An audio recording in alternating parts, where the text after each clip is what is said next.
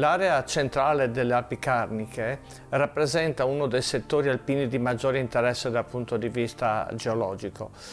Ovviamente questo pone le sue basi soprattutto sull'antichità delle rocce presenti. Solo nel settore friulano-alpino ci sono rocce che rappresentano una grande parte del Paleozoico più antico, si va dall'Ordoviciano fino al Permiano, in una successione pressoché completa che rappresentata una sopra l'altra supera i 10 km di spessore.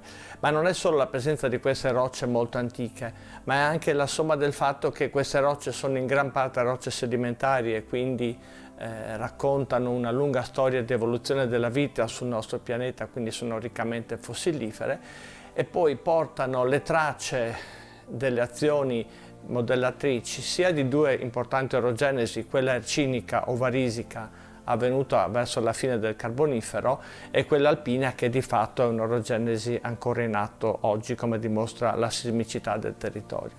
A questo si aggiunge poi l'azione dei fiumi che hanno modellato le nostre valli, ma soprattutto dei ghiacciai che fino a poco più di 10.000 anni fa occupavano l'intera area carnica e ne hanno caratterizzato le forme.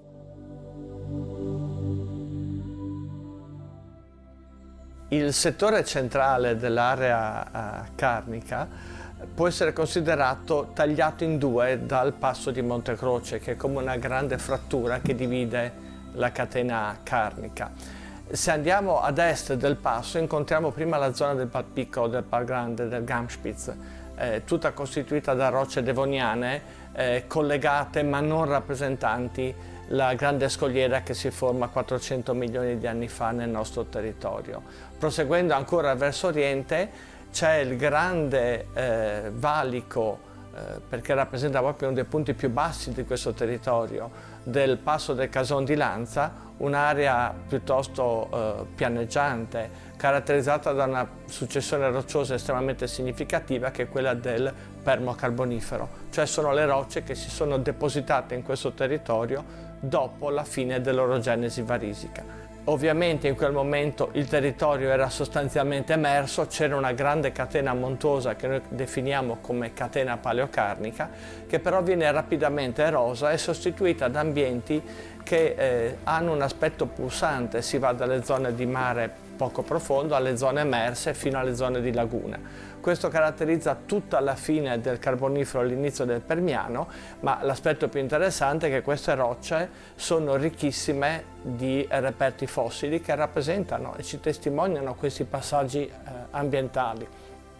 Si va dai depositi marini con brachiopodi, ma anche trilobiti per esempio, fino a quelli continentali nei quali si trovano con una certa facilità i resti delle vegetazioni che formavano queste meravigliose foreste del Carbonifero. Nella zona di Passo Pramollo troviamo affiorare sempre le rocce della successione permocarbonifera. Anche qui le rocce sono riccamente fossilifere. Fra i fossili più importanti che sono stati ritrovati però vi sono degli organismi un po' particolari. Abbiamo trovato dei resti di scorpioni sia terrestri che marini, persino le impronte di alcuni tetrappodi, dei più antichi vertebrati terrestri che caratterizzano le Alpi Carniche. Questo documenta anche la possibilità di ritrovare animali che difficilmente immaginiamo di poter trovare allo stato fossile, quindi questo incrementa il valore scientifico del territorio di Passo Pramollo. Accanto a questo c'è il fatto che nelle montagne che circondano il passo riusciamo a trovare non solo i depositi permocarboniferi ma anche quelli dell'inizio del Triassico, quindi quelli che segnano l'avvio del Mesozoico, cioè dell'era successiva.